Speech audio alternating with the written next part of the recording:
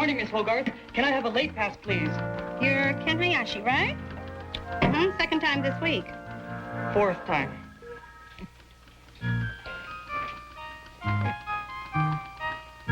Can I have a late pass? Well, I'm looking for it. Wait, here they are. There you are. Thanks. This is a hall pass. Oh.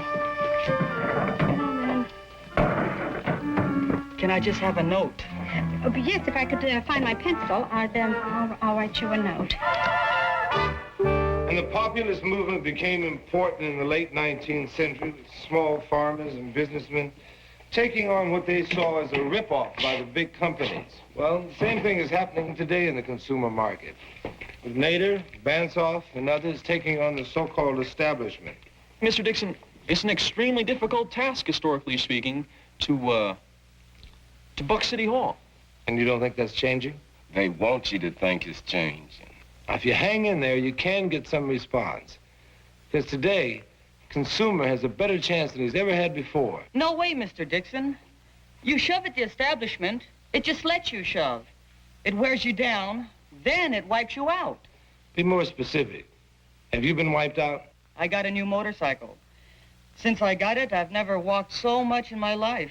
You gotta see him to believe it, Mr. Dixon. Crazy leg Hayashi. What's the hang-up with your bike? It conks out all the time. What about your guarantee?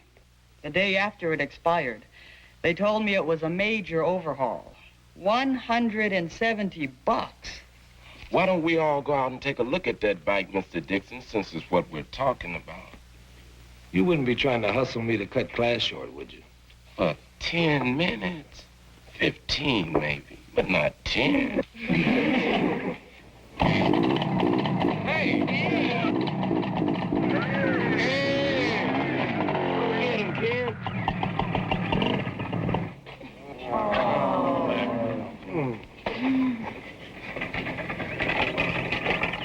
Hey, let me try, man. The dealer wouldn't help you out at all, huh? Mr. Nagel? Oh, he was very friendly. He offered to let me trade in on a more expensive model. Why don't you contact the manufacturer or write a letter to the president of the company? I did. In Japanese. My father translated it for me. Tagato Motors in Tokyo. And I sent a copy to the American distributor. I touched all the bases, Mr. Dixon, and came up empty.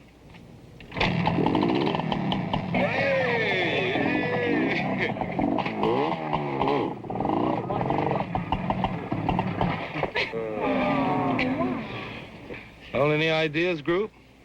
A class project. What you think, Mr. Dixon? I think a class project might be very interesting.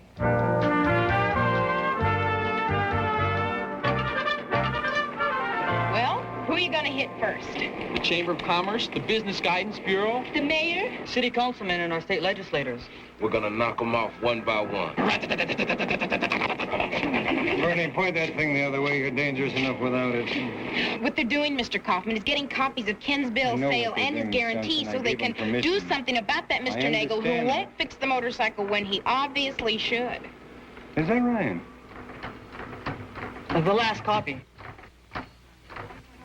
All I did was put paper in. I thought we got a new copier. This is the new one. Do we have a guarantee? It just expired. You should get the invoice and the guarantee and any other pertinent papers and make copies and... Miss Johnson, what do you suggest we make copies on?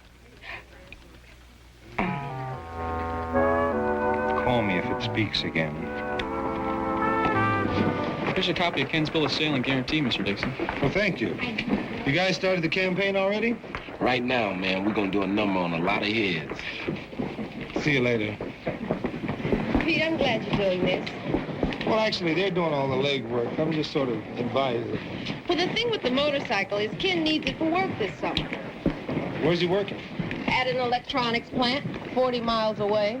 But it's a very good job, and he needs the money for college next year. Without it, he doesn't go. What about a scholarship? I've got a partial scholarship lined up for him, but that's the best I could get. Where'd he get the job? Oh, I looked up an old graduate. You've been busy, haven't you? Mm-hmm. Thanks for walking me home. You want some coffee? Why not? Okay.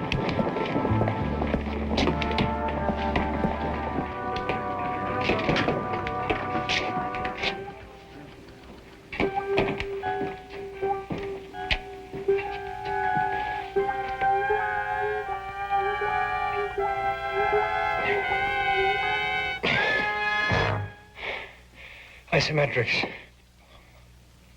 45 seconds a day. Change your life in 4 days. Does that mean I have to get a new tennis partner? No, I tried it long enough. It's not for me. How long you been doing it? 45 seconds. Listen, the reason I called you in, I wanted to ask you about Ken Hayashi and your consumer project. Kids are really digging in. So I gathered. I just got a call from John Kirk, our state assemblyman. Why, was he complaining? Oh, no. He was lauding the democratic process, and incidentally himself. You know, I have never liked that guy. I could be wrong. He is on a panel the kids got together along with some people from the Business Guidance Bureau and the city's consumer's office. Oh, that sounds good. Look, if they're doing it good with the motorcycle, see what they can do about our copy machine. But, Mrs. Crane, the question is, can the city consumer's advocate get Mr. Nagel to honor his guarantee as he should have? Yeah, I'll give Ken his bread back. He ain't rolling, man. What? He ain't rolling. Oh, yes, I see what you mean. Well, as I've said, our very small staff is very concerned in this area, especially in effectuating compliance. But I believe that Mr. Caruso would have some input here. Oh, yes, I do. The Business Guidance Bureau has sent a strong letter of inquiry to Mr. Nagel and a copy to the manufacturer suggesting that if the facts are as you state, Mr. Nagel might very well reconsider his position. Or he might not. Oh, well, there's always that possibility. But you must remember he has to operate in a business-like manner or he won't be in business long. Now, I believe you said he did offer to repair the motorcycle at cost. $170. It might as well be $1,700. It's a rip-off. Well, from your point of view. But we haven't heard from his point of view yet. And when are we going to get that? I've written to Mr. Nagel inviting him to attend an informal inquiry meeting. And if he don't come? Well, I could always write again. Mr. Kirk, very seriously, what can you do about the situation? First of all, I'd like to thank everyone for inviting me here today. I can offer you, all of you, an opportunity to contact your Retail Affairs Committee, of which I happen to be vice chairman. And they'll straighten Mr. Nagel out? More than that, we're aiming for legislation to guarantee that dealers' guarantees will guarantee. Oh, what do we do? You write, and you ask to be put on the agenda for the committee's next public hearing. When is that? In September. And that testimony will be carefully considered in the committee study session. When is that? In November. And that session should produce a bill, which will go to the Rules Committee for floor action in January. What's January? Next January. Now, of course, there's always the possibility of a delay there, but with a little push, and I'd be happy to do some pushing, we can get that bill on the floor by March, say, or April at the latest. Then after the floor debate, it'll come up for a vote. Mr. Kirk, I need wheels now, not in 2 years. Eventually, things do get done, but in the meantime, we must make haste slowly. We just have to learn to be patient. Seems like I heard that before. Somewhere. Hi, Pete. Hi, how you doing? Pretty good. Where's your lunch? I'm not eating lunch. I noticed a few badly placed bulges in the mirror this morning. Oh. Well, you know, I saw Ken Hayashi earlier. He's pretty discouraged. I don't blame him. Nagel never answered anybody's letters yet. I really thought something more would come out of that meeting. I did too. I think what you're going to do is marvelous. You do? Sure, I hate to see anybody getting away with what that Nagel's getting away with. Well, I had an idea this morning, and I mentioned it to Alice. I thought since Ken's father doesn't speak much English, you should go down and talk to that Nagel character yourself. And when, might I ask, did you intend to suggest that I do that? After we drove up to the place? We?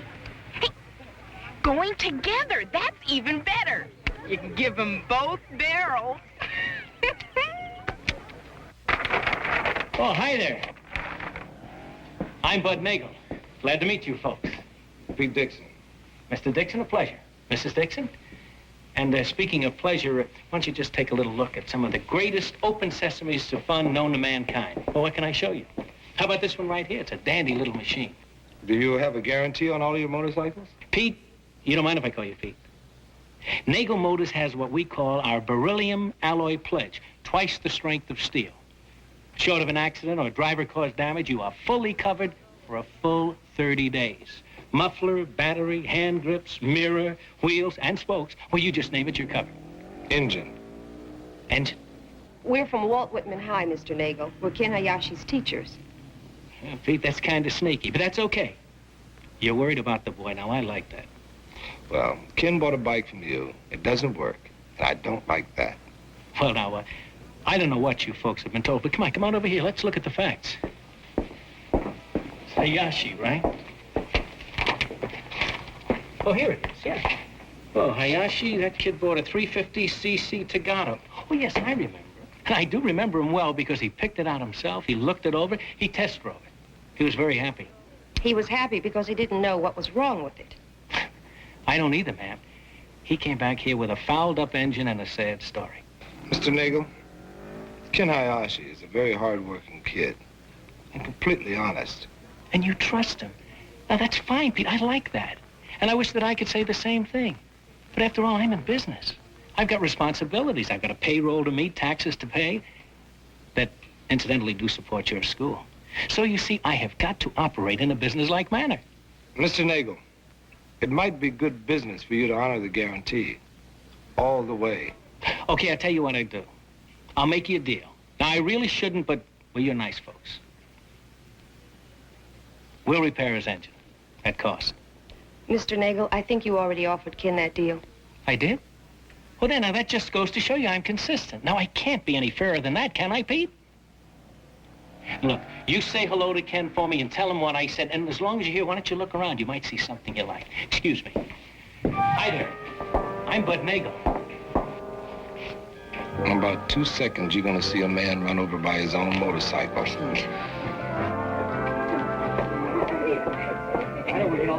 Modern art, right? Oh, modern rip-offs, Miss Johnson. I don't get it. What is this? A nail. Wrong. It's the world's smallest portable coat hanger. See, we've been doing research on mail order ads and come on junk letters. The public just gobbles them up.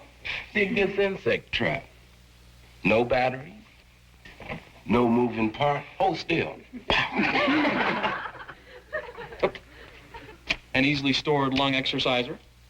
Boy, there ought to be laws protecting people against this sort of jip. Does Mr. Dixon know about these things? It was his idea for us to look into it. Oh, listen. What happened yesterday when he and Miss McIntyre went down to the motorcycle place? Really? The best thing Ken can do with that junky bike is burn it, as in a protest. You know, I saw a news program the other night, and someone who bought a bummer of a car painted it like a lemon and drove it past the place where he bought it to embarrass the dealer into doing something about it. And... Oh, thank you, Miss Johnson. Wait, maybe you better ask somebody for permission.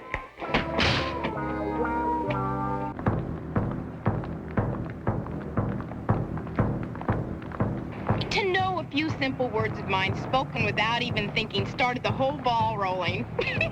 You know, I wasn't even going to look at the news that night. Just think of all the nights you never watched the news and all that hasn't happened as a result. From now on, I'm going to watch it every night. Mr. Blord, do you have a son or a daughter in school? The name doesn't quite connect. I'm Bud Nagel's attorney. I see. What can I do for you? It's nothing serious, Mr. Kaufman. I'm not looking for any trouble. I'm a pacifist. That's nice. Let's settle whatever it is on that basis. Have a seat? Thank you. It's just that a few of your kids have been picketing Nagel Motors, and we'd like you to pull them off. You'd like me to what? Or else we'll have to get a restraining order. Maybe file an action against each of the kids, their parents, you, and the school board, of course. It's a lot of filing. Assuming, of course, that it is illegal to stage a peaceful protest, which I wouldn't bet on, how do you figure to involve the school? Ah, but they were taught populism and consumerism by a Mr. Dixon. He's a teacher of yours. I know him well. I wouldn't be surprised if those signs and the decorations on the bike weren't done on school premises. Do I have the right to make one phone call to my attorney? Mr. Nagel has a right to run his business without harassment. So I'm just asking you to have a word with your kids. Mm-hmm. You forgot to say or else. I never waste an or else. Mr. Blord, why don't we both just say goodbye? It's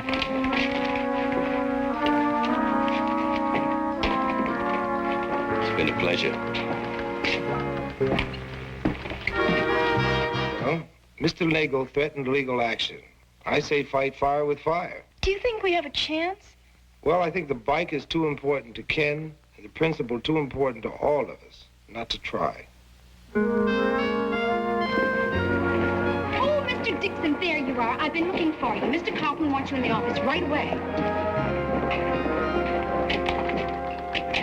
Pete, this is Mr. Shigematsu, Mr. Dixon, one of Ken's teachers. How do you do? Mr. Dixon, I'm Executive Vice President of Togaru Motors of America. I understand this Ken Hayashi has had some difficulties with one of our motorcycles. Yes, he has, but he wrote you about it. He did. And I received, let's see, a letter from Mrs. Crane, Consumer Advocate's office. Another, a gentleman from Business Guidance Bureau. What do you know? It looks like they put a little pressure on after all. They did me a favor. If we have a dealer who's out of line, I want to know about it. Are you going to talk to Mr. Nagel? Right now. Would you like to come along? Well, I have a free period, and I can't think of anything better I'd like to do with it. Look, Mr. Hayashi, I don't know what your son has told you, but I've had it. I'm afraid I don't understand, Mr. Nagel. Bud Nagel, like a nice guy. But frankly, I am losing my patience in this matter. But, Mr. Nagel, I've looked over the cycle that Ken bought here, and I think its engine may have been defective. Well, sure, because he ran it into a tree or something. I don't think so. You don't think so? Look, Hayashi, this is my business. I mean, I'm an expert, and I don't think you're in any position to make a judgment like that. But assuming the possibility of a defect, certainly your guarantee should cover it. Our guarantee speaks for itself, sir. Yes, I've read it. And if you don't mind my saying so, it consists mostly of loopholes. I darn well do mind your saying so. Look, Hayashi, I'll make it simple. Your boy is a troublemaker, and so are you. Now, are you going to leave here quietly? Or do I invoke my legal rights and bounce you out of here? No, I wouldn't dream of making trouble. Good. But tell me, Mr. Nagel, why do you keep calling me Hayashi? That's your name, isn't it? Not quite. As a matter of fact, not even close.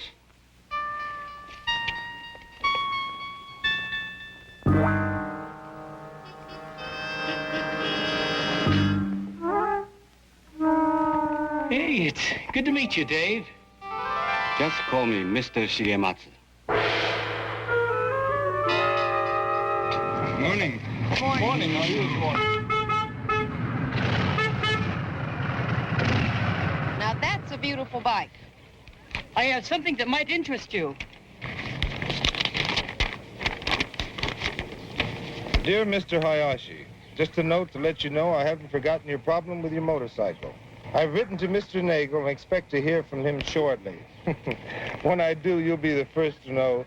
Sincerely, John Kirk, State Assemblyman. If that doesn't inspire confidence in the democratic process, I don't know what will.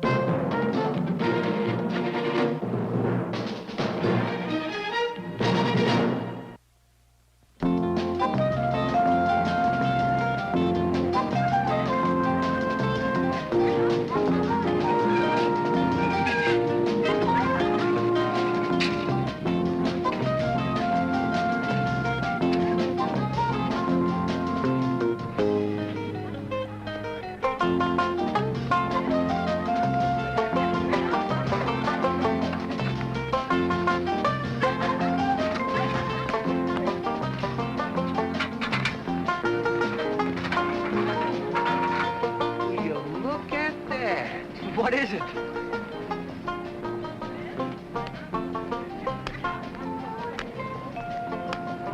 What in the world?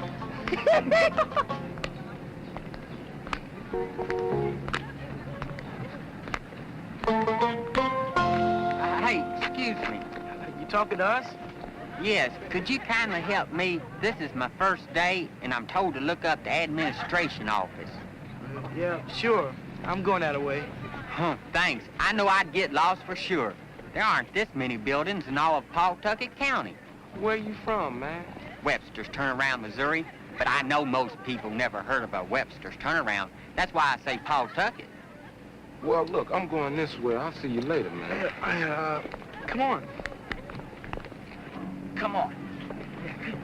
Hey! Hey! Hey, is that your bike over there? Well, it belongs to the store I work for, but they let me use it. Boy, that's some bike. Busby's Groceries. We deliver. Okay, Archie. I'll bet you're new in school. How could you tell? Your shoe gave you away. I didn't recognize the flap. Oh, you mean my talking shoe. Your what? Well, it may be old, but it keeps me company. I can talk to it. Hello, shoe. Hi, how are you? Hey, watch this. It's nice to be in the big city, but people's shoes don't seem to talk much out here. Oh, no. We better get going. Shoe, say goodbye. Goodbye. Yeah. Hey, look, I'd really like to sit and rap with you in your shoe sometime. Yeah, it must have plenty of sole. Yeah. Let's go. Yeah. Hey, maybe I could sit down and chat with your shirt one of these days. Oh, good morning, Rich. Oh, hi, Mr. Dixon. This is a new kid in school. Matthew Palmer, pleased to meet you, sir. How are you? Oh, by the way, my name is Richie. You can call me Matt. A stranger stops feeling like a stranger once he's met a friend. Yeah, like I always say. Oh, I was going to take him to the office. Well, I'm going down that way myself. Come on, you want to walk with me?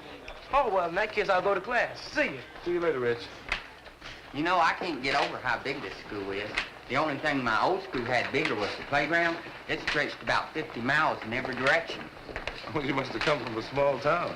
Yeah, this is really a chance of a lifetime coming here.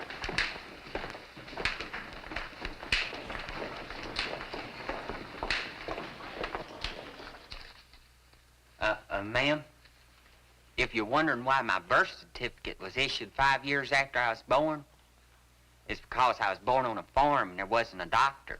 But I didn't need to prove I was living until I started in school. Well, there's more to it than that. You see, the standards are different. So although you're supposed to be in the 11th grade, I'm afraid we're going to have to keep you in the 10th. Oh, busy. No, come here. Mr. Kaufman, this is Matthew Palmer, a new student. This is our principal, Mr. Kaufman. Pleased to meet you, sir. Nice to meet you. What's he so polite about? What's he done wrong? Nothing. Matt's from a rural school, and it seems he has a lot of catching up to do.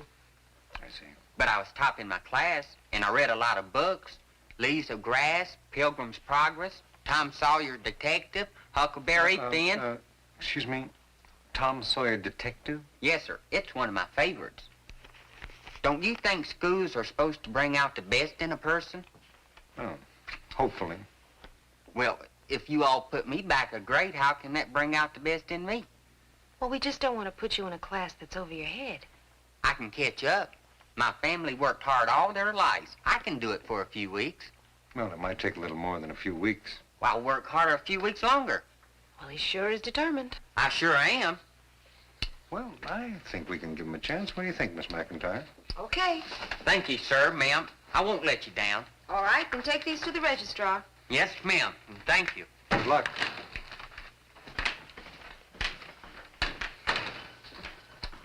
Have you ever heard of Tom Sawyer Detective? Sure, I read it years ago. Another product of the Civil War was outlaws. The North considered Quantrell's raiders to be nothing more than outlaws in Southern uniforms.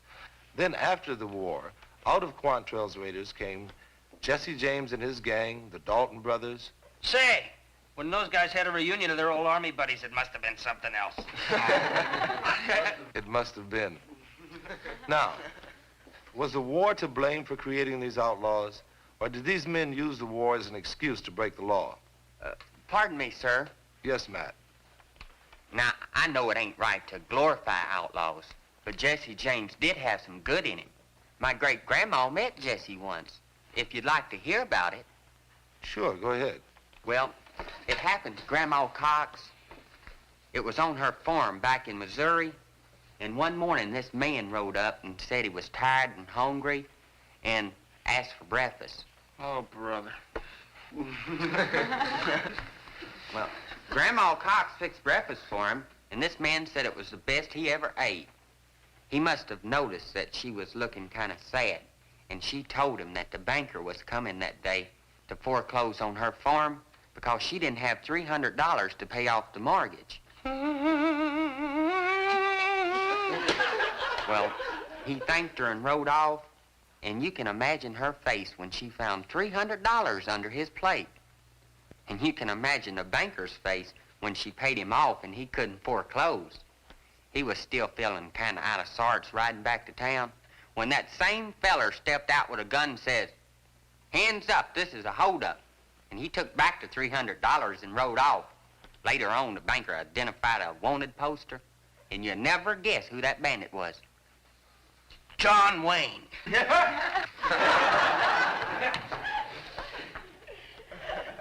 It was very interesting, Matt. So is Mother Goose.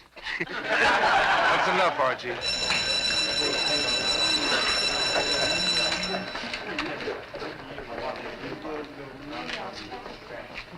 Mr. Dixon. Yes, Matt. Did I do something wrong? What do you mean? Well, the kids were laughing and carrying on like they didn't believe me or something. Oh, I think they believed you. Then what? Well, Matt, maybe it's because you're a new student. And new students often get teased a little at first. But I wouldn't worry about it too much if I were you. I should have thought of that. It's just that I've never been a new student before. Thanks, Mr. Dixon. Boy, oh boy, this is really something. Now, see, now, right over here's where you have your biology lab. This is really something. Hey, what's this whatchamacallit up on the wall? Oh, this is our fire alarm. In case there's a fire, you just take this thing and break the window and the bell rings. Really? Our fire alarm back home was when someone yelled, "Fire! Fire!" What the devil's going on here? I was just, You're just being a wise guy. That's what you were doing, right? No, sir. Let me give you a little advice, sonny boy. Don't be a wise guy, because you're not impressing anybody. Now, if you feel you've got to be a wise guy, you just keep as far away from me as you can, because I don't like wise guys. Not at all. Not one little bit. Shoot, folks sure are touchy around these parts. And then he was telling us this story about Jesse James, you know. Very interesting. But you know how the kids get when there's somebody different. They started to put him on. Is he the one the kids call Bastrop McGraw? And they were teasing this tall, kind of skinny kid in study hall. They were asking him directions to the OK Corral and stuff like that. That was him, all right. That's a shame, isn't it? Such a decent, innocent boy. It's almost as if he's too nice. Oh, I don't think you can be too nice. Matt's problem is that he's too naive. You know, he finds it hard to believe that anybody would take advantage of him. Sure would be swell if everybody could be like that. But they're not. Matt's just gonna have to wise up. Don't worry, he will. Yeah. If he's gonna get along at all, he's gonna have to become as tough and hardened and cynical as the rest of us.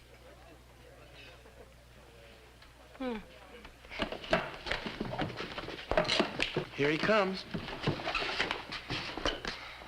Boy, are we in big trouble. Y'all in trouble? I don't know what we're gonna do. What a day for Jerry to get sick, huh? Well, we gotta get somebody, you know? What about him? I don't know. You think you can do it? He's got to. It's our only chance. What do you say, Matt, would you? Sure. Would I do what? Well, we're the fire drill squad, see? There's gonna be a fire drill in 2 minutes. Only Jerry, the hose monitor, ain't here. And we gotta go cover our post, but there's nobody to take the hose. Would you do it? It's an honor. Yeah. Usually only seniors get to carry the hose. What do you say? Sure, I'd be proud to help you fellas out. Great. Okay, take this. Good. Now go up the stairs to the second floor and stand guard. Is that all? Is that all? Did you hear that? The second floor is the heart of the building. That's where the hose man has to stand guard. Okay, now let's hurry. Now get up there and stay there till we come for you. Go ahead. Okay, and thanks a lot for letting me do this for you guys. That's okay. Better get going.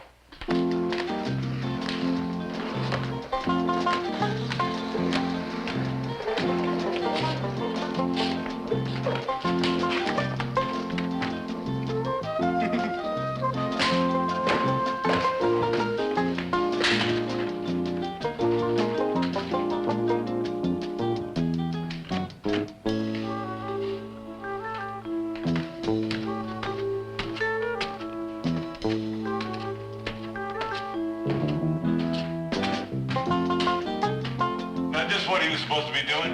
Well, they said, you know the fire drill? Well, my post is here, see? All I see is a wise guy. Now, I told you how I feel about wise guys.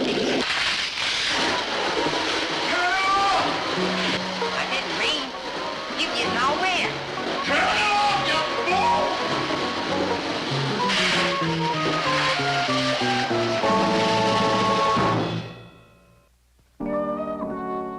How serious it is to squirt a teacher?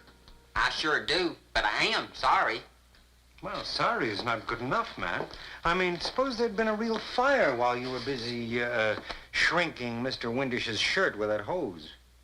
Sure was a dumb mistake. Man, do you realize that a bunch of kids purposely got you into trouble? Well, I hate to think the worst of folks, but I kind of suspect you're right. Well, that's something. Now, I'm going to have to know who those boys were. This is too serious an offense to let go unpunished. I'm sorry, sir. I can't tell you that. My daddy taught me there's nothing worse than a man who tells on his neighbor. That's very commendable, Matt. But those neighbors made a fool of you. When you think you're doing the right thing, you don't ask yourself if you're being a fool for doing it. Matt, would you wait in the outer office, please? Yes. I know it don't help much, but I am sorry about causing so much trouble. All right, Matt.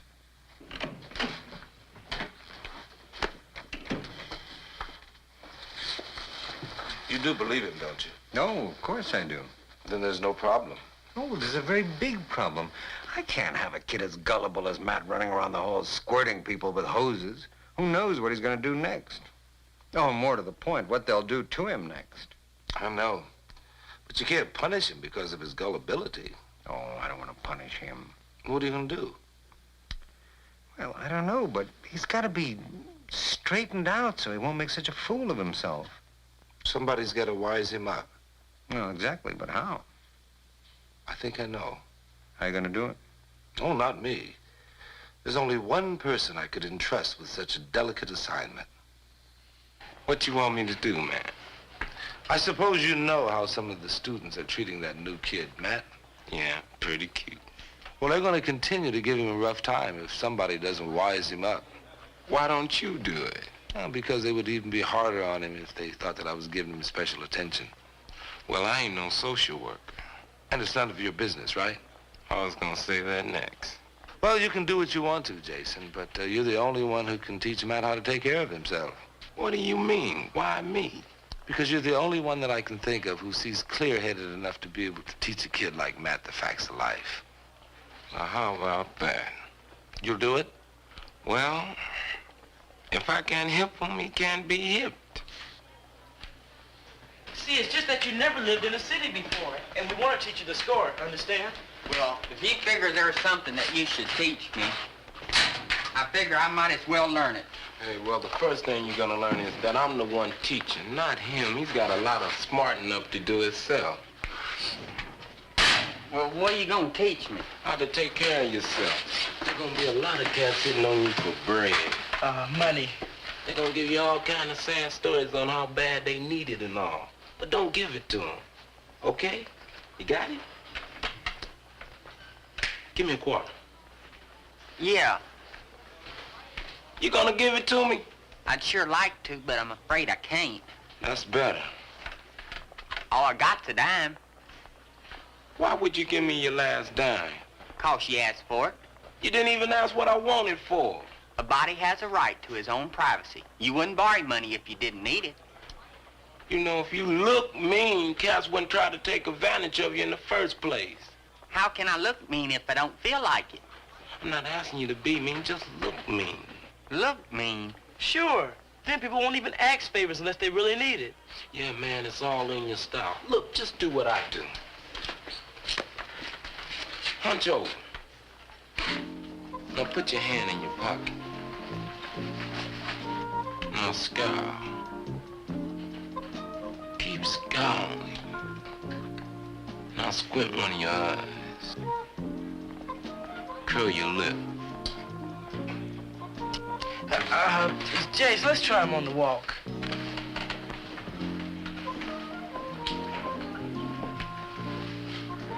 Come on, try it.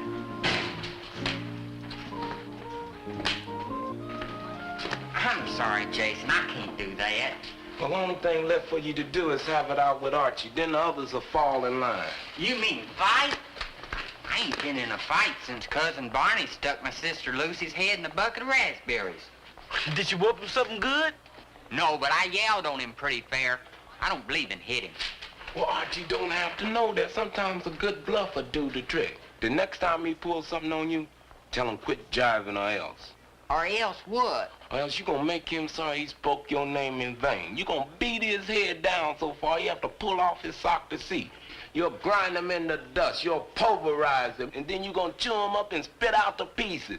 If he tangles with you, he tangles with a wildcat. You gonna use him for a doormat.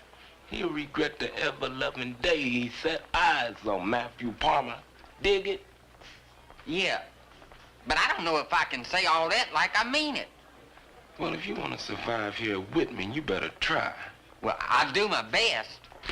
That boy. There you go, Matt. You just may get it on yet. Well, I gotta go to work. Oh, here's your dime. Hey, come on, Gladys. Let's go over to the Greensleeves and listen to some music. Oh, I'd like to, Archie, but Jeannie and I and some of the kids are going bicycle riding over at Adams Park. Bicycle riding? Yeah, sure, it's fun. Hey, why don't you come? Boy, I'd like to, but I don't have a...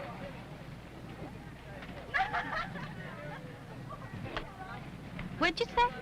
I said I'll meet you there. I'll be the guy riding the slickest, wildest pair of wheels you ever saw in your life. Yeah.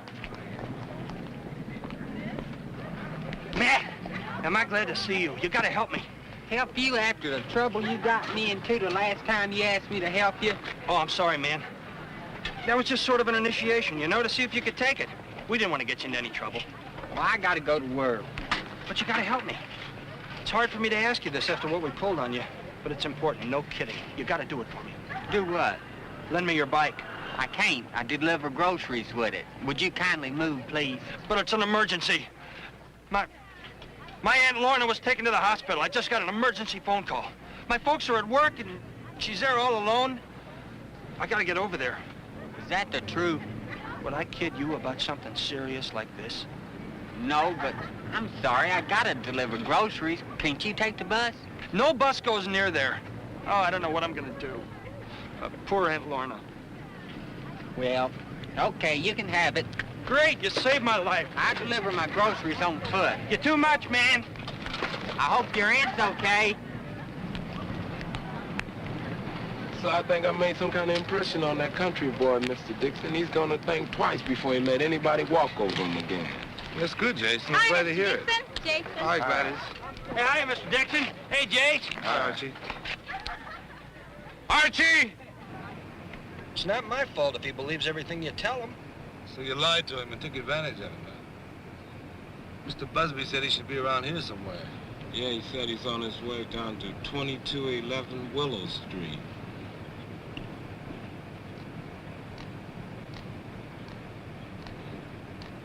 There he is.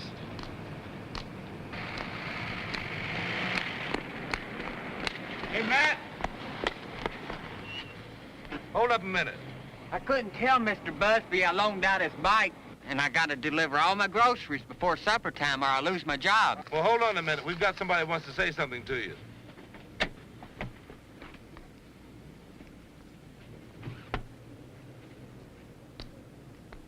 Hi, Archie. How's your aunt? I don't have any aunt in the hospital. You don't? No. I just said that so I could use your bike. To do what? To go riding in the park.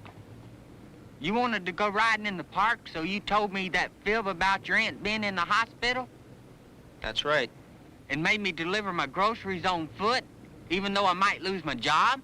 Well, if you're dumb enough to believe me, it's your tough luck. Archie, I've had just about enough of you. No. Shut up! You shut your mouth or I'm gonna shut it for you. Now, I'm gonna give you one more warning, then that's it. Do I make myself clear? You mess with me one more time, I'm gonna knock your head so far down you'll have to take off your socks to see. I'll grind you into the sidewalk, pulverize you into mincemeat, chew you up and spit out to pieces. You tangle with me, you'll tangle with a wildcat. You mess with me one more time, you'll regret the ever-loving day you set your little piggy eyes on Matthew Palmer. Now beat it. Hey, it's a long walk. I said beat it.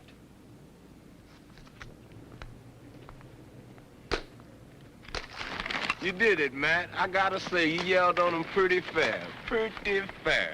Yeah, I don't think you'll be having any more trouble with Archie. Come on, we'll help you deliver those groceries, and then we'll go back and pick up your bike. What's wrong? Well, you don't think I was too hard on Archie, do you? I mean, I'd hate to think I might have really hurt his feelings. Come on. I mean, I'd hate for a person to be really feeling bad on my account. Back home once, I knew a boy who had a habit of taking frogs to school, putting them in the teacher's bed, and one time he put one in prison. Well, he was such a nice, gentle kid, so trusting. And now you and Jason have made him just as cynical and suspicious as everybody else. Only suspicious enough to take care of himself. Well, maybe he had something we've lost, a kind of openness, a belief that the next guy isn't always trying to take advantage of him. Maybe. Well, anyway, I gotta get to the cleaners. I gotta pick up my one and only suit. You going somewhere tonight? Yeah. Oh, where? To dinner. With anyone? A friend. Old school buddy. Good guess. I didn't know you were still in touch with any of your old school buddies. Well, she's the only one. She? Liz, you know you're right. Matt's lack of suspicion was kind of nice. Trust is a wonderful... What? Who are you taking out to dinner tonight? You mean you forgot? Forgot what? Oh. Tonight's beans and enchiladas night, isn't it? Like I was saying, lack of suspicion and trust, wonderful qualities, but very rare these days, very rare.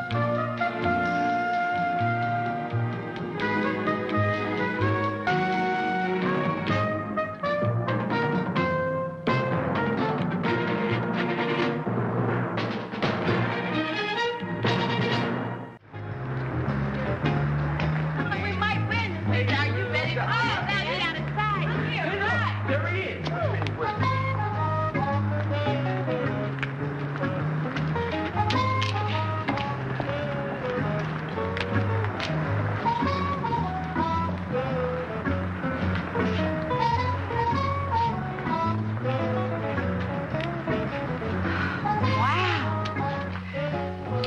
Those of you who are registering late, please fill out your yellow cards first. I filled it out already. I've been here an hour. Young man, this office has only been open 22 minutes. After you complete the yellow cards, take a pink and a blue one from these boxes over here. Fill those out and return them to me with your yellow card.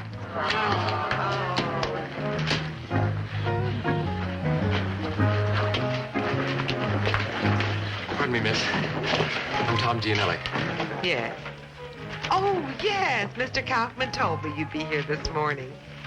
Did you bring your transfer papers, Tom? Mm-hmm. Right here. Well, I'll just fill these out for you. What is that? How does he range? Is there a water fountain around here, miss? Yes, right over there. Yes. Thank you very much. Thank you, miss. You're welcome, Tom. Thank you.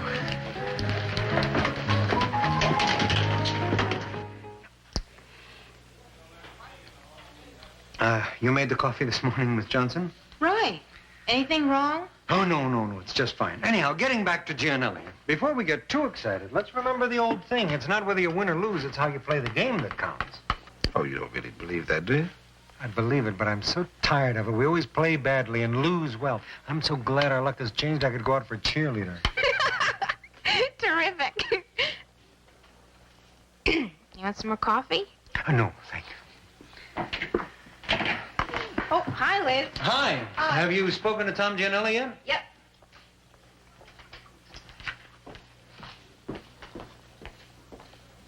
You made the coffee this morning, Alice? So how come everybody knows? Well, what did you think? Well, I can see why he's a high school legend. He's absolutely charming, but he... 165 pounds of pure glory for Walt Whitman High, and all you can say is charming? That's not all she said. She also said but. But what? But he has a C average. Since when is a C average a problem? Since we first realized that Van Buren is about a year and a half behind us academically. I mean, 2 A students transferred from Van Buren, and they could barely make C's here. We have a problem. Well, maybe not so bad. Let's see what happens when I test him. You see, some of the events leading up to the American Revolution were more interesting than the revolution itself. So I want you to examine certain phrases, names, places, political slogans, etc. Sorry about that. What comes to mind when you hear the names Lexington and Concord? One if by land and two if by sea. No taxation without representation. The Boston Massacre. Good. Does anybody know what the Boston Massacre was? Yeah, it was a bummer. New York 35, Boston 0. Very funny, Tom. Now, would you like to try and answer the question? Tom, you read chapters 8 through 11 so you can catch up. The rest of you read chapter 11. Helen, would you pass back last week's quiz? Oh, Helen, are you there? Oh, yeah, sure.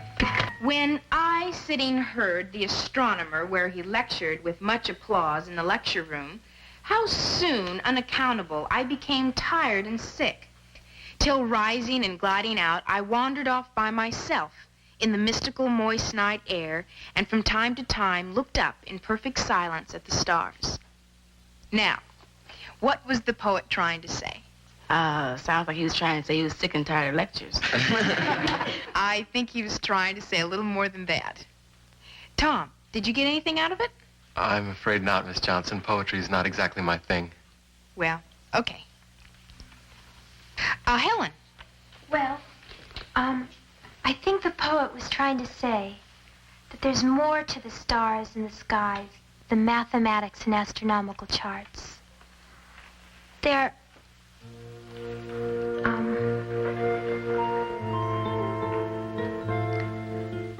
are things that can't be measured.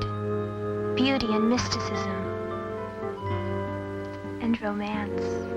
You're very good, Helen. Does anyone know who wrote the poem?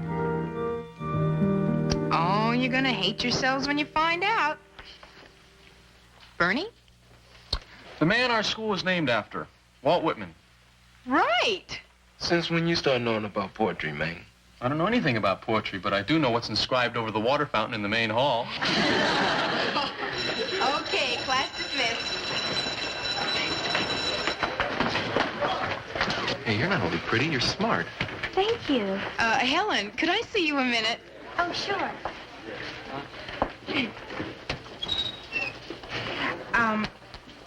You have a lot of classes with Tom Gianelli, don't you? Mm-hmm. Well, you see, I had this thought.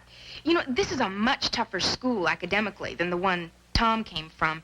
And I was thinking that a good student like you could really make a terrific contribution to the football team by, well, sort of encouraging him and inspiring him and helping him.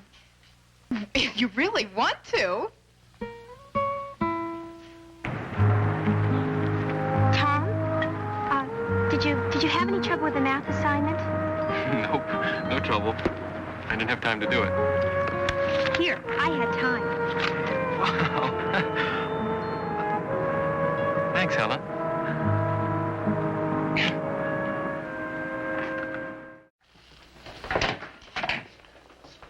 Has anybody seen Liz? She's testing Tom Gianelli. Oh, how's he doing in your class? Not bad. How about yours? Not bad. How about his other classes, Mr. Kaufman? Well, I'm delighted to report, not bad. Not great, but not bad. Hi, gang. Skip the preliminaries. How'd our boy test? I'm sorry, those scores are confidential to be used for counseling and other legitimate purposes. Oh, Liz, what a time to get hard-nosed. He's in the upper 10 percentile. You're kidding. Liz, I'm warning you, if you're putting us on... His IQ is over 135. The boy is brilliant. What were we worried about? That he wouldn't be able to keep up with the work? Well, we don't have to worry about that anymore, do we? Don't we? What do you mean, don't we? You heard what she just said. The boy has a very good brain. That has obviously been going to waste because he never had to use it. He's right. An IQ of 135 does not jive with his grade average, Mr. Kaufman. Oh, now, come on, you two. I've got a cup that's half full. You two see it as half empty. We're only doing our job. Gloom mongers.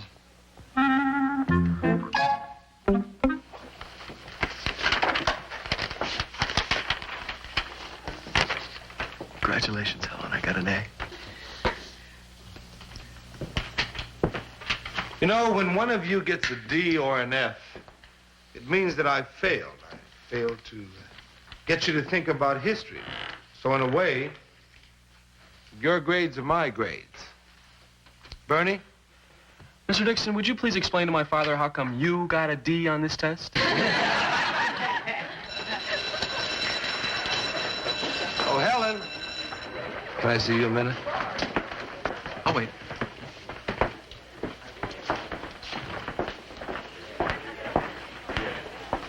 Are you satisfied with the C on that paper? You know it wasn't up to your usual standards. I know it was too short, Mr. Dixon. I didn't have time to do more. Okay. Work on it some more tonight, and I'll reconsider the grade, okay? Oh, thank you.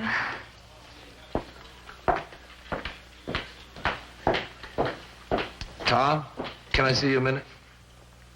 Catch you later.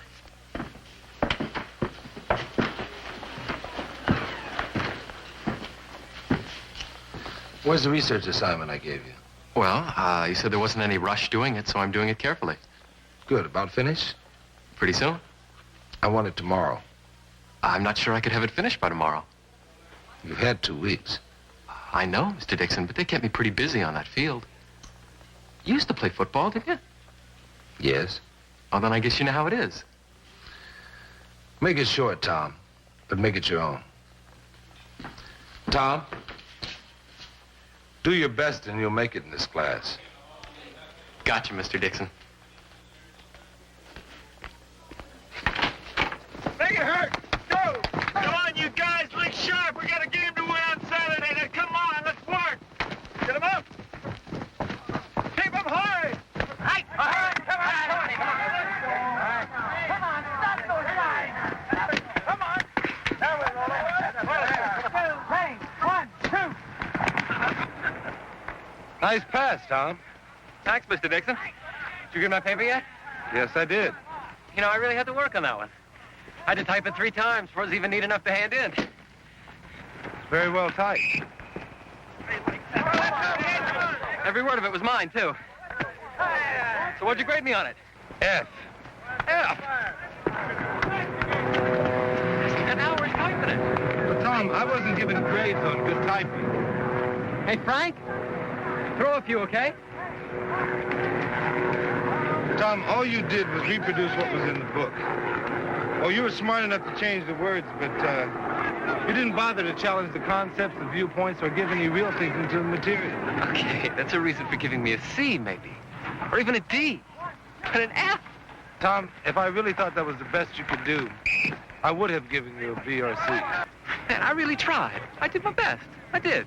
No, Tom, you didn't do anywhere near your best. I doubt if you ever have, except on a football field. What did I do? I thought you liked me. Oh, I like you. Everybody likes you. You're a real winner, Tom, but it's costing you. And you know, I have a feeling that your whole life has been one long free ride. What's wrong with that? Free rides don't take you very far. Sooner or later, you're going to have to pay your dues. Tom, you've got a brain, and I'm going to insist that you start using it.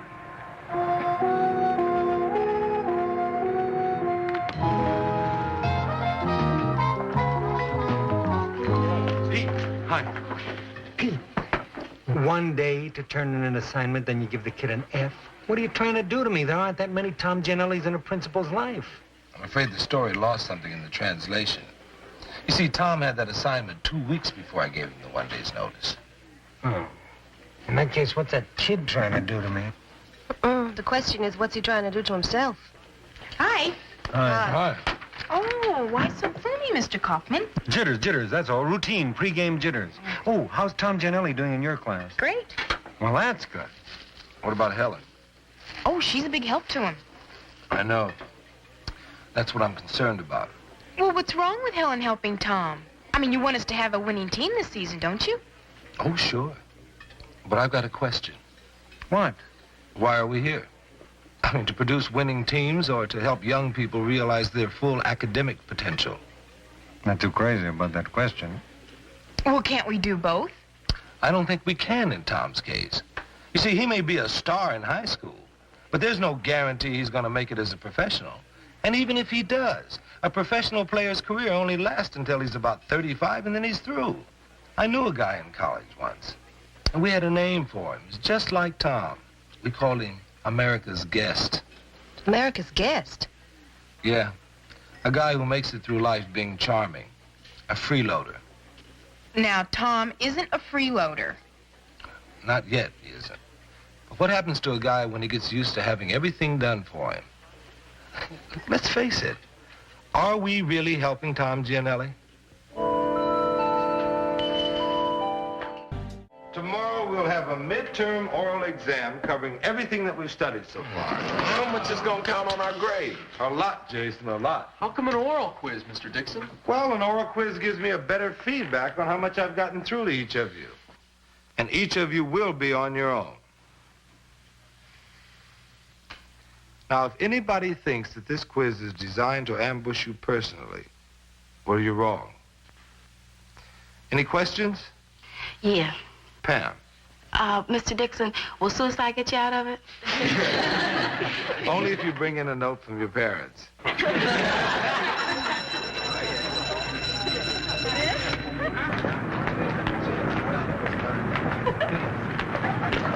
Hi, Miss McIntyre. Hello. Mr. Dixon. Tom? Yeah, I've been thinking about our little talk. You're absolutely right. I didn't give that report my best. I'll do another one, okay? Nope. What do you mean? I mean, I have a lot of things to do myself, and I don't have time to read another report. The oral quiz will be enough.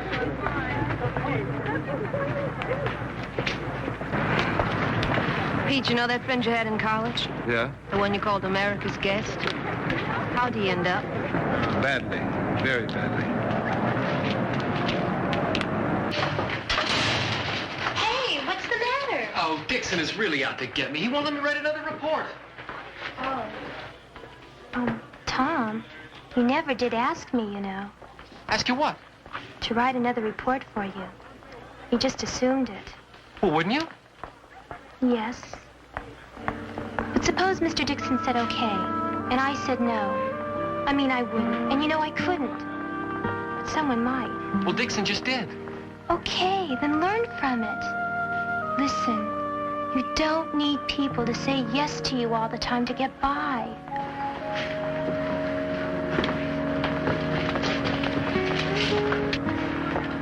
All right, suppose I told you I'm going to read that book cover to cover tonight, and I want you to quiz me at the end of every chapter. What would you say? Yes. All right. Before we begin, I want to mention a couple of things that I expect from you during this oral quiz. And some I don't expect. I don't expect polished oratory, but what I do want from you is evidence that you've thought about the material. So just relax and approach it as though you and I were discussing a subject that interested the both of us. Jason, the Declaration of Independence is considered one of the world's great documents. Why is that so?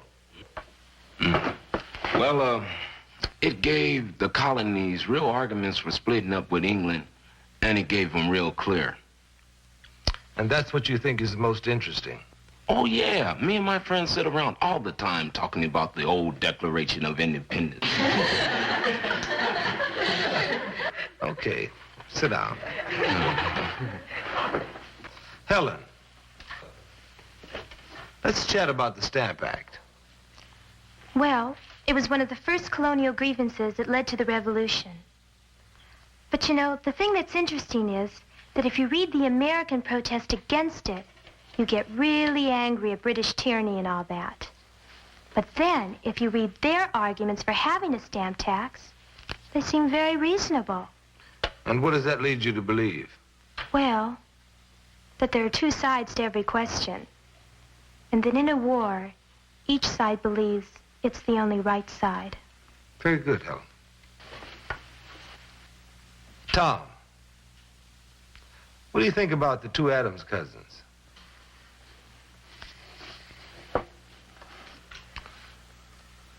John and Sam? Those are the ones. Well,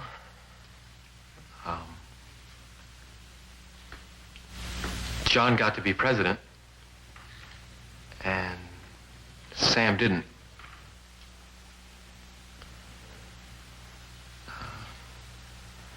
Some of the history books say that Sam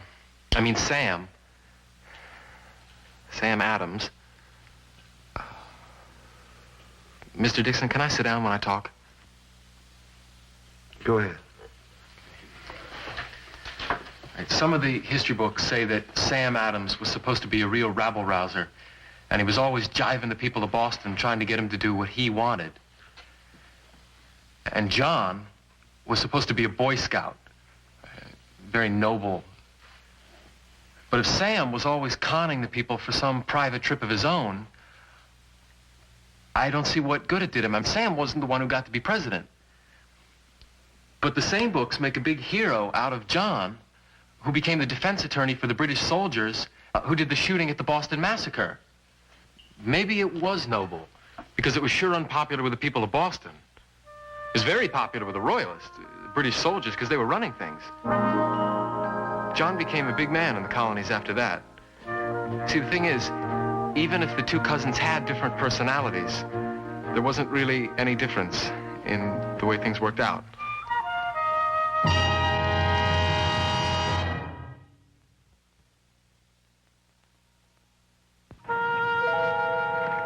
Well, of course, I'm pleased that we have a winning football team. But I tell you what pleases me even more. The fact that a boy like Tom Gianelli can make it as a student all on his own and still have time for football. I mean, after all, we're not in the business of turning out winning football teams, are we? We're here to help young people realize their full potential. I mean, that's what I'm always trying to impress on Mr. Dixon here, right, Pete? Right.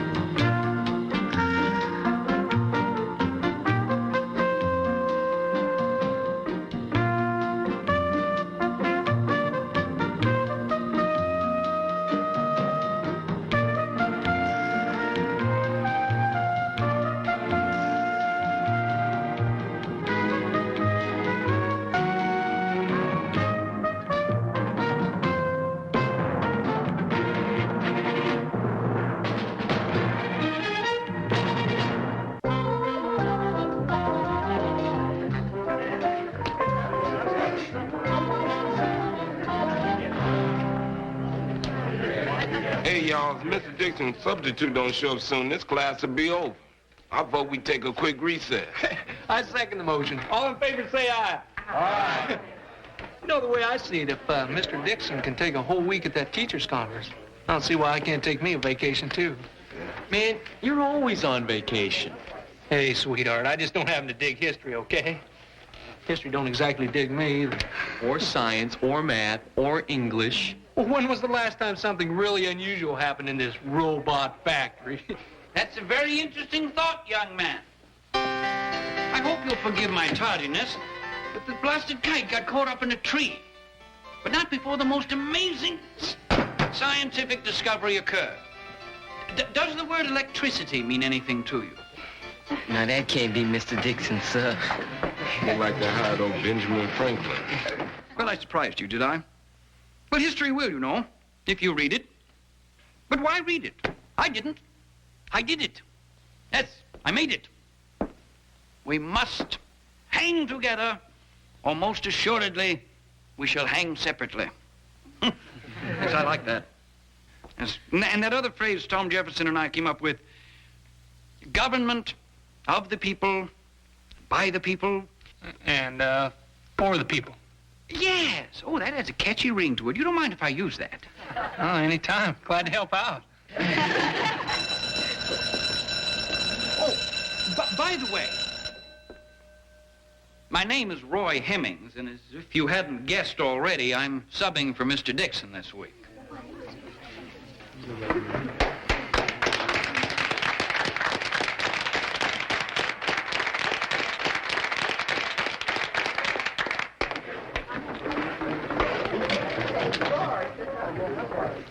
Mr. Hemmings? I'm Dennis Warmser. They have me on probation for my terrific grades. Miss McIntyre said she was going to speak to you. Oh, well, I tried to explain to Miss McIntyre that I'm not your regular teacher. I'm just a substitute. Well, man, if anyone can get me through these exams, you can. I mean, like, I can already tell you're the best teacher I've ever seen in this school. And, well, I've never asked for special help before, so... Would you? Well, of course, dear boy, yes. You come back tomorrow and we shall dispel your sorrow. Thanks, Mr. Hemmings. Thanks a lot. I don't have to tell you how hard it is to find an inspiring teacher. I've got my fingers crossed that Hemmings is going to work out.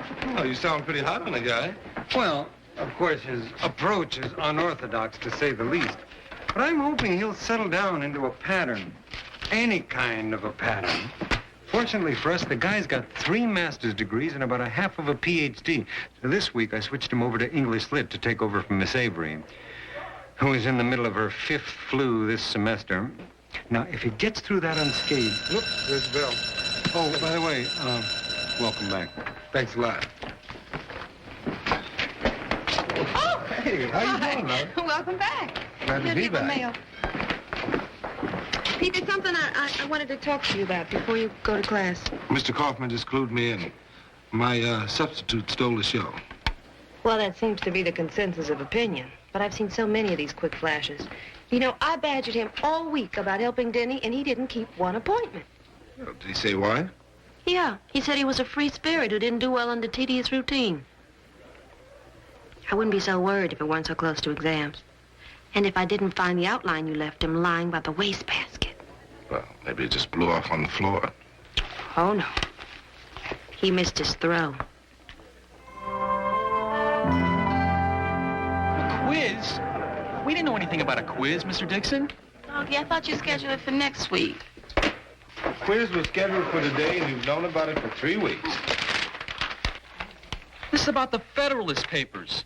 Now, if you want to know about the personal life of Ben Franklin... Or the fact that George Washington had wooden teeth. Or how many spools of thread Betsy Ross used to make the first American flag.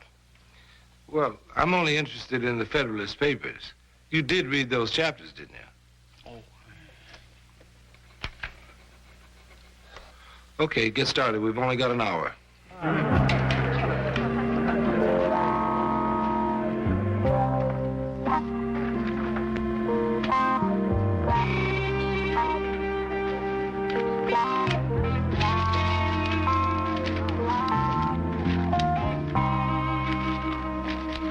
hot chick tells me that we've got our work cut out for us. Everybody turn their paper? Denny?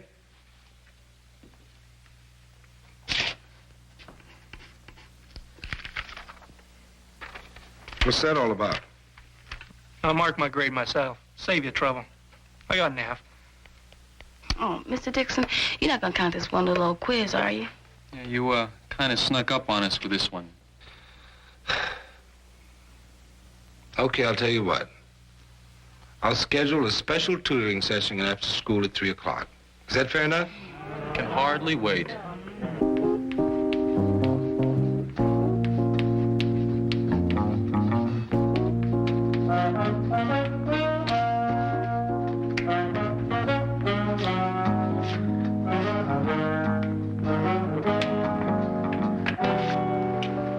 Sorry I'm late, Mr. Dixon. Got any extra for me? I'm sure we can squeeze you in somewhere, Jason. You wouldn't happen to know where the others are, would you? Yeah, I know where they are.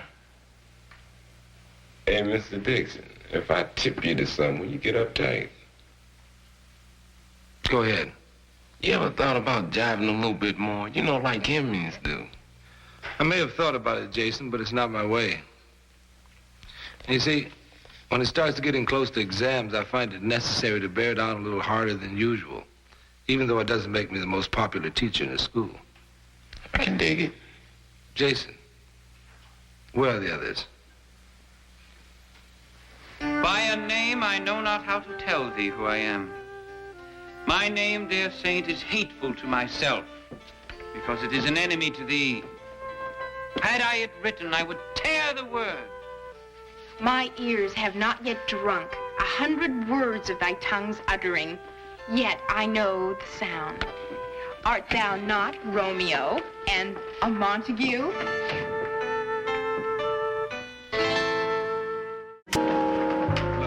All I'm suggesting you do is have a talk with him. Some of my best students failed that quiz because he didn't follow the outline I gave. I gave a special tutoring session after school, and only 3 kids showed up. The rest were too busy listening to his readings of Shakespeare. I don't blame you for being annoyed, Pete. I think your reasons are valid. I should have come to you last week when I first saw what was happening. And today, he even failed to give a scheduled exam in English Lit and then swore the class to secrecy. How'd you find out? You ever know a Whitman class to keep a secret? He's a hero to the kids at their own expense. Now, I can't very well be angry at them, but somebody's going to have to straighten him out. I think you're right, Pete. I think the time has come for Seymour Kaufman's famous little serious chat with a new teacher. My luck, he'll come in here dressed like Attila the Hun. Bring them close. Don't let them touch. Hey, it worked. Yeah, it never fails. Cured many hiccupers in your day? Oh, a few, but none as beautiful as you are. Hi, Alice. Oh, hi, Liz. Mr. Hemmings, Mr. Kaufman would like to see you. Me? You sure he wants to see me? You or some facsimile. Well, thank you. Come in. You, wanted to see me, Mr. Kaufman? Yes, Mr. Hemmings, come in. By the way, for my sake, please relax. This isn't an inquisition. I'd just like to have a little talk to kind of iron out any problems we might have. Have a seat. Well, before you start, let me guess. I'm failing the audition, aren't I? No, you can level with me. Who complained? Was it Miss McIntyre? No, it was Mr. Dixon, wasn't it? Well, I always knew he was the jealous kind. Nobody's jealous, Mr. Hemmings. On the contrary, we're pleased. I might even say eternally grateful when a new teacher shows merit. I think you have merit. You're a stimulating teacher. I like that.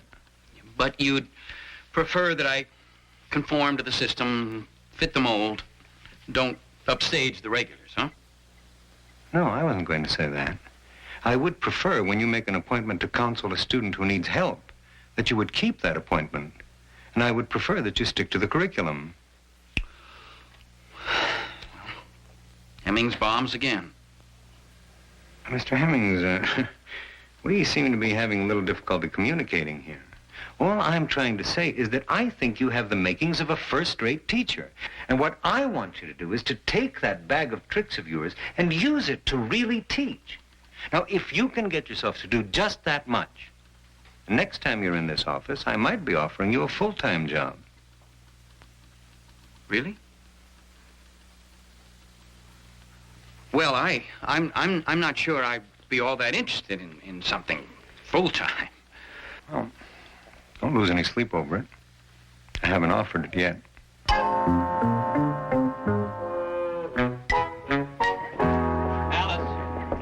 Hi. Can I talk to you for a minute? Sure, what is it? Well, what I thought would happen has happened. The forces of conformity are gathering. What are you talking about? You know, shape up or ship out, band to the system, become a drone in the anthill of life. Wait, hold it, Roy. What happened? Kaufman dangled the carrot of a full-time job in front of my nose. That's terrific. Congratulations. Yes, but here's the proverbial catch. First, I have to get rid of my individuality, blend into the gray backdrop of this carbon copy profession. Well, they don't know Roy Hemmings. Wait, Roy, I can't believe Mr. Kaufman said that. Alice, I'm not like other men. I mean, some men travel with the pack, but I have to be free. The normal rules just don't apply to a person like me. Oh, I admit it. I'm a dreamer. I'm doomed to search forever for that perfect, elusive way. But isn't that what life's all about, really? In the struggle to remain free? The words are good. But there's something missing. Who are you trying to convince? Me or you? What do you mean? Well, I mean, take your costume thing, for example. Personally, I think it's just absolutely terrific. But did you ever think about just playing it straight once in a while? Where would the peacock be without its plumage? And speaking of plumage, my dear, what do you say we go strutting tonight? No. I don't think so, Roy. Thanks for asking me. Maybe some other time.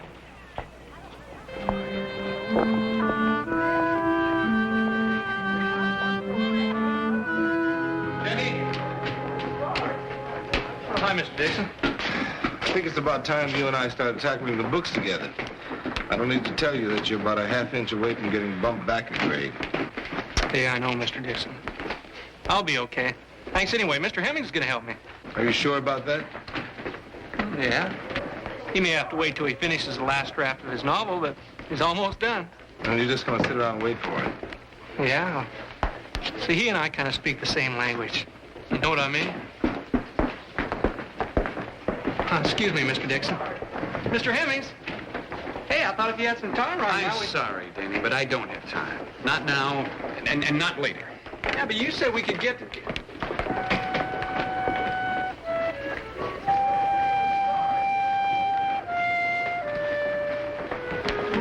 Lily, I think you'd better stop waiting.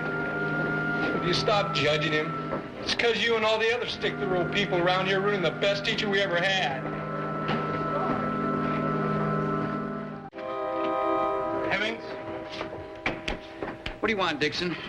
Haven't you successfully undermined the opposition? Let's get one thing straight. I didn't undermine you. You did that little trick all by yourself. Whatever you say. You know, it seems to me that whenever you have an audience, you have all the time in the world. But a few seconds ago, you were too busy to help a boy who idolizes you. Now, I'd like to know why. I don't know. Don't get me wrong, Dixon. I like the boy. But nobody helped me. I've got my own life. And you know yourself, you start helping one boy like that, and then they all want to crowd into your life and take every spare minute. Well, that may be your idea of something worthwhile, but I have more important things to do. For instance? Well, didn't they tell you? I'm writing a novel. Well, I'm going to have a gallery showing of my paintings. I don't believe you. You know what I think? I think you're scared. Scared? Of what? Facing the truth about yourself. No, I don't think that you have ever totally committed yourself to anything. Oh, now that's not true. I'm committed to being free, to being an artist. Then why aren't you out there doing it? Living in a garret, suffering, or whatever an artist is supposed to do. Why don't you quit kidding yourself? You know what you really are? I'm afraid to ask. A teacher. Oh, no. I just do this part-time to pick up some cash. Oh, really? That's very strange. Your record shows that this year you've taught 63 out of 75 teaching days in 15 different schools. To me, that means you're a teacher. You see, very few substitute teachers are on the job as often as you. Now, why don't you face the reality that what you do is teach? Why don't you just settle down and do it with the same imagination and energy that you used to keep running away? And spoil a perfectly good scenario? Now, you see, I'm rather fond of scene number 320, Mr. Dixon. You notice I have my bags packed. And that's how it ends.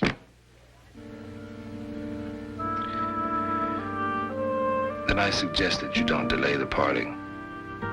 As it is, we'll be busy for about a week picking up the pieces.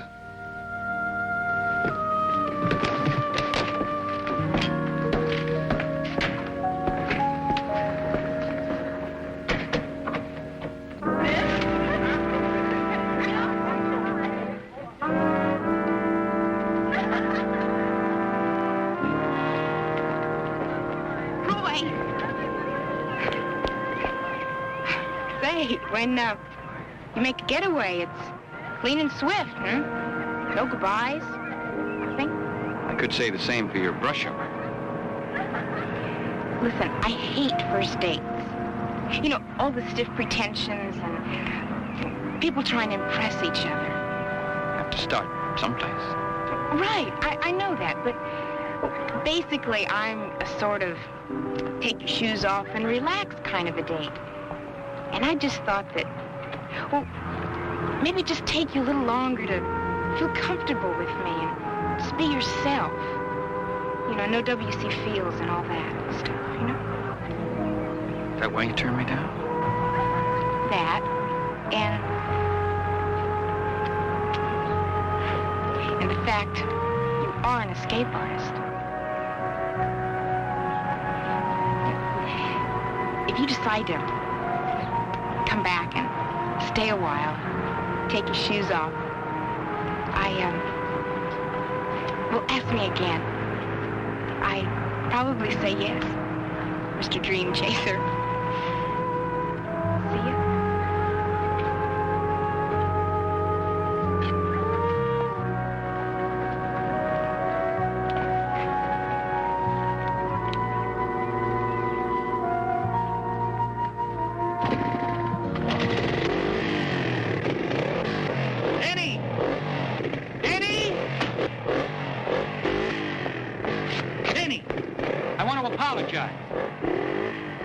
I said I want to apologize for putting you off all week. I guess I'm an expert at avoiding issues. Yeah. Well, if you'll give me a chance, maybe we can help each other.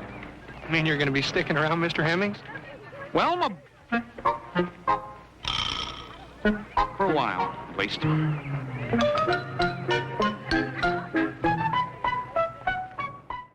Do you really think Hemmings will be able to stick to it? Miss Avery called in sick again today. I think her flu is permanent.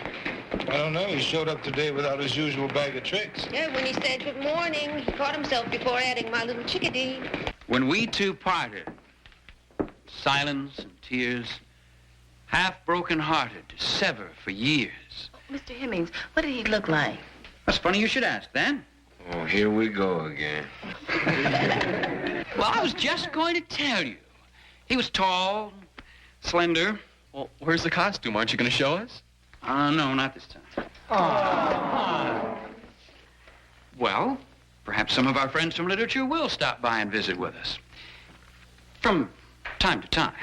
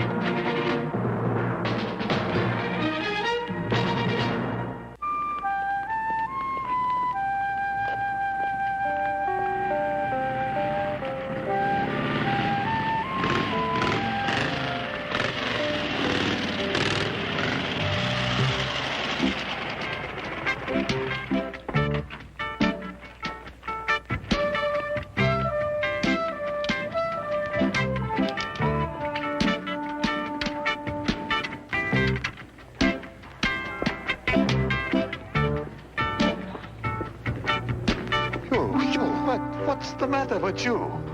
I don't know, man. What? You got no right. United States of America flag is sacred. Come on, man. It's a free country. Oh, freedom, yes. Not to insult, no. Bug off, mister. Now, you listen to me. Gentlemen, please. You'll be late for class. Yeah. Hippie! Hippie! You teacher and you permit disgrace for American USA flag? Not possible. Kulovich, tell us what happened. Yes, Mr. Kulovich, why don't you tell the class what happened? I already told you. Hotshot hippie drive to school on motorcycle. He get down and I see he got for pants in back. Cut out with scissors. American USA flag. When not displayed, American USA flag must be folded, stored, or burned. It's law. That's right, Mr. Kulovich. And since you know that, why didn't you just tell him? Isn't it possible that he just didn't know? It's also possible to yell too much. I apologize. But American flag is something very important to me. Es verdad to all of us. To all of us. And to me, too. So let's go to work on what that flag means and what the Constitution means. I'm going to read the First Amendment. Oh, please, young gentleman, permit. A Congress shall make no law respecting an establishment of religion or prohibiting the free exercise thereof, or abridging the freedom of speech or of the press, or the right of the people peaceably to assemble to petition the government for redress of grievances. Yeah, I can also say the others, amendments and Constitution. I believe you, and I'm very impressed. But now, let's discuss what that really means. For example, the right to wear a pair of pants patterned after the flag. No, I disagree. But Mr. Kulovich, after reciting all of those freedoms under the First Amendment, well, shouldn't we include freedom of dress?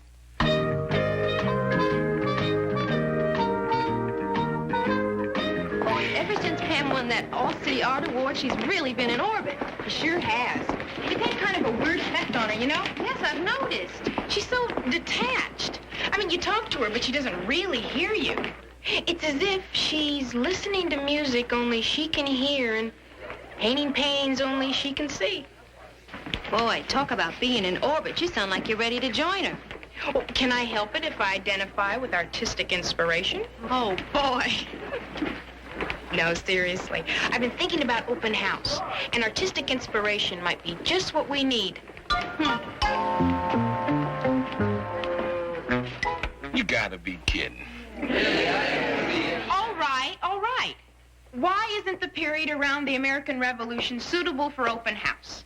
I mean, it was the beginning of American literature.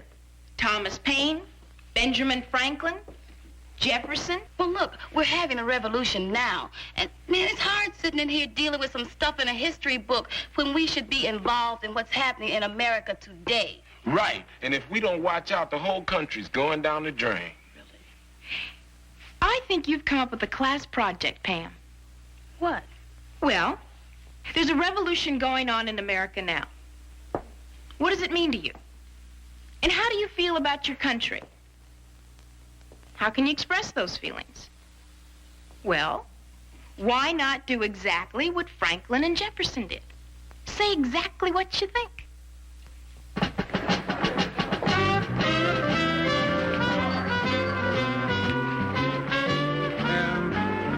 What are you two doing, trying to smuggle an elephant in here? No, see, Mr. Kaufman, it's our project for open house. And you don't have to worry, man. It's cool. Yeah. Well, as long as it's cool. It's cool. It is? Now, the question is, what does cool mean to him?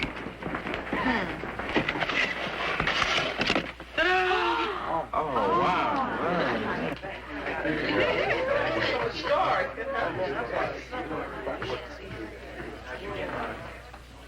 Well? It's great. You really like it? Really? Yeah, really good. Yeah,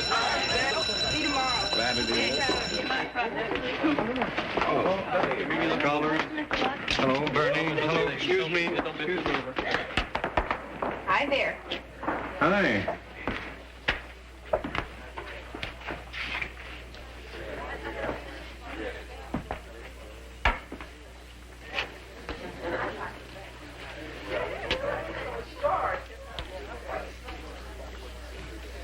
Well? It's very, creative. This is a piece of art, and it's good, and it expresses a strong point of view. I noticed that. Well, it'll be the hit of the open house. Conservatively speaking, I would say that 50% of the parents will be mildly upset by it. The other 50% will be strongly upset. Well, that means it's successful. A piece of art is supposed to make people feel something. Oh, and it's a smash. Makes me feel something already. Nervous. Of course I've seen Pam's project. I had to find out what turned her on to school again. She's really come back to life. She even asked Chernick for a makeup test in math. Of course, all she needed was some method of connecting her schoolwork to her artwork. Yeah, now all I need is... Miss Johnson, there's trouble in the classroom. Excuse us.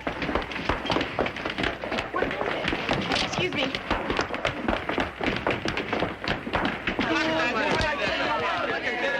Ridiculous. I couldn't get away with that. Take a look, Miss Johnson.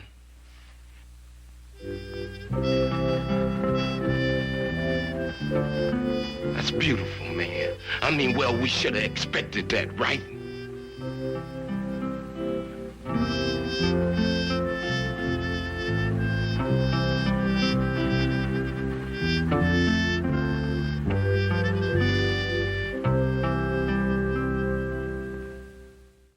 Now, who will be sick enough to do something like that?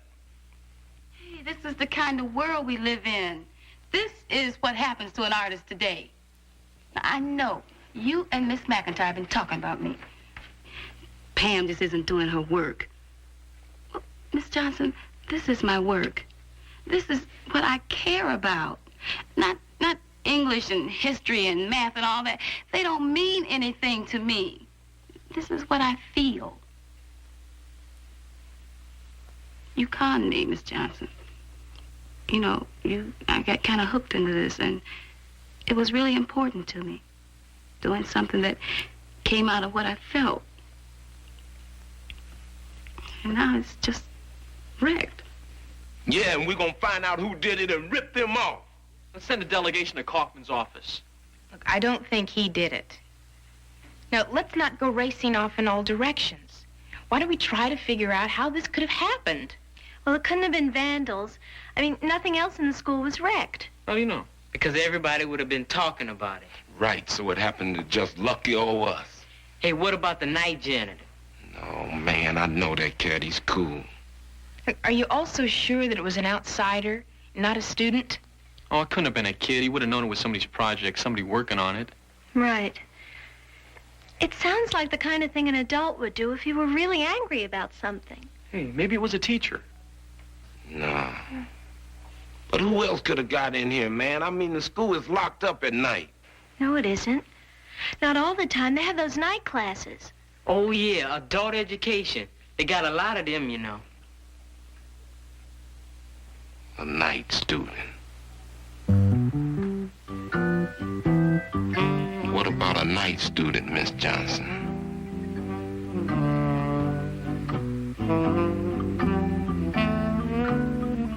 Of course was me. But Mr. Kulovich, why? I make report. It's terrible. It's terrible.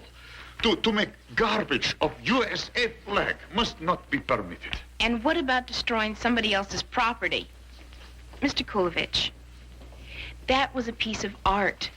Somebody worked on it and cared about it. And you had no right to destroy it. Right, of course I got right. I got duty to do that.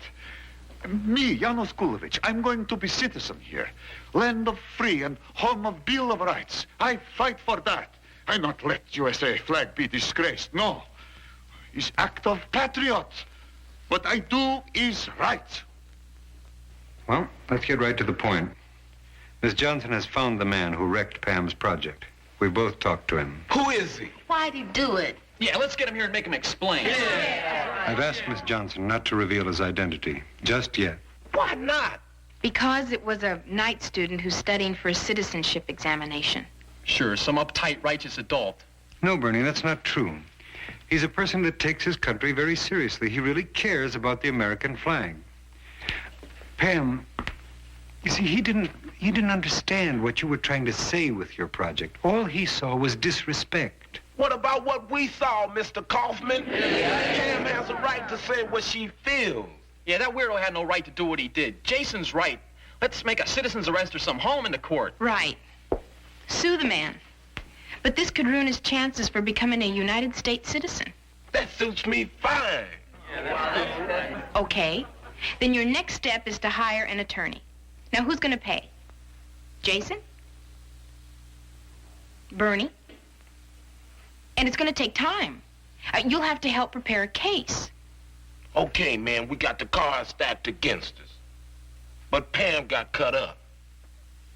There's got to be a way to make this dude pay. Well, Jason, I just had another thought. You can file a complaint against him with the Department of Immigration and Naturalization. Wouldn't cost you a penny, and you'd probably prevent the man from becoming a citizen. Hey, that's heavy. That's right, Bernie, it is. I understand he's studied and worked for years for this. Now he's right on the verge of becoming an American. You can take that away from him. If you want to. Think about it, okay? I don't want to create trouble for Kulovich, but the class is right. Pam's work was wrecked. It's important to her. If we just let this go by, she's going to crawl right back inside herself and tune the world out. Agreed. But she has to understand why he tore up the project. And he ought to understand what made her make it in the first place. Also agreed. Arbitration. What? Well, lawsuits aren't the only way to settle differences. There's negotiation, discussion, two parties with an impartial chairman. Kulovich versus the class? Exactly. This is Mr. Janos Kulovich. Mr. Kulovich, my class. And this is Pam. Yeah, this is Pam, and that's what you did to her, man. I'd like to know why. Is difficulty for you. For that, I'm sorry. But I'm not sorry for what I did to that thing. That thing is Pam's work. It's her personal comment. Oh, with USA flag going down drain. Okay. Then I tear up. That's my comment. But, man, that isn't fair. I mean, she didn't tear anything up of yours. Wrong. She tear up something very important to me. Flag of my new country. USA Constitution says all men are equal. All men got rights. But laws say all men got responsibility. To me, that's not responsible. That's insult. Hey, I don't know where you come from, but I have lived in this country all my life, and I have lived in it black. Now, I know you don't know what that means, but... I understand. It's discrimination. It's against USA Constitution. But you're here in first-class school. You go wherever you want. You do what you want. World is not perfect place, little lady. I'm sorry. But believe me, America is closest to perfect there is the best. Believe you? Why? Why should I believe you? You are white. Now, that means, man, you just don't know. We have been shoved around here for over 300 years. Now you come sailing in here telling me it's a tough world. So just get back in the bus and shut up. No chance. No chance. Now you look at the flag and you see promises, right? I look at that same flag and I see promises I want kept. Now I have a right to say I am not satisfied.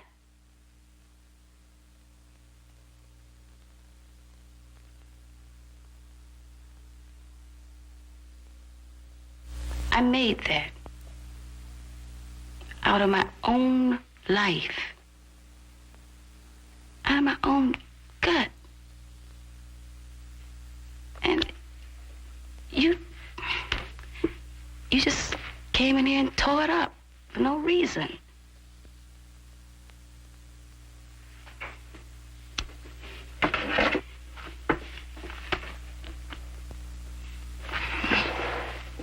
That's where that is.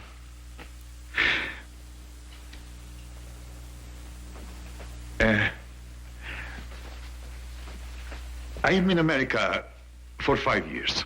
Before that, I was in country where I was born, where my father was born, where his father, where we lived for a long, long time. It's small country, not very big, not very large, like USA, not strong, but is home to me. I got their life. I got wife, I got children, I got friends, I got the flag. What means flag? A flag is my father, his father, my wife, my friends, is all that. Now, you got prejudice here. That's bad. And so you mad on USA flag. I cry for my flag because it's not just insult. It's much worse than that. It's when you see them tanks ride over that flag and trample it in 1 second, not flag, just piece of rag is dirt under your feet. Now, your family not always given freedoms, and that is bad. Okay, I'm a man who love his wife, and they shoot her. They shoot her. 1 second, she's dead. My children are running, I'm running, they're shooting, and my children are dead. So I stopped running. I got no reason to run anymore. I got no reason to run, to do anything anymore. So I just wait there. I'm just dead man. Only they don't shoot me. I don't know why, but they don't. I stand there, I wait, and then I escape. My life is prison in that country. I got no home there. I escape to other country. I go here, I go there. Then I come to America. And in America, I start to come a little bit alive. I find here something I've lost. See, not wife, not children, not friends, but here is USA Constitution. Here is freedom.